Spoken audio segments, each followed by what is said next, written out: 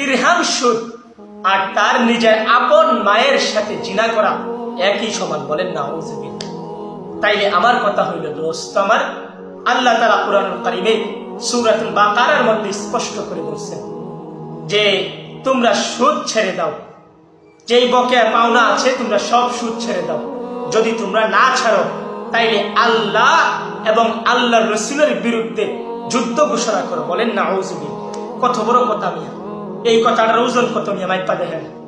আল্লাহ এবং রাসূলের বিরুদ্ধে যুদ্ধ ঘোষণা করা।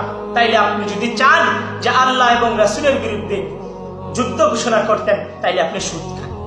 এবার সুদ খায়, আয়সায় ব্যাট খায়, এবার সিগারেট খায়, নামাজ পড়ে, বাফুরে এবার মধু পানি তেল সব এক লগে কইরা আপনি মুসলমান দাবি করেন মিয়া।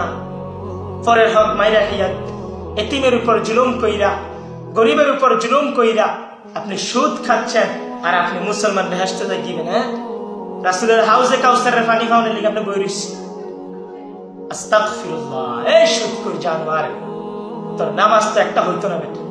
সুদ খাইয়া যে নামাজ পড়ে, সুদ খাওয়ার পরে যে নামাজ পড়ে, নামাজ পড়তে পড়তে পড়তে পড়তে পুরা জিন্দেগি নামাজে পরিপূর্ণ, তার কপাল যদি কালো হইয়া যায় নামাজ পড়তে পড়তে, খোদার কসম আমি বললাম তোমার নামাজ হবে না, হবে না, হবে না।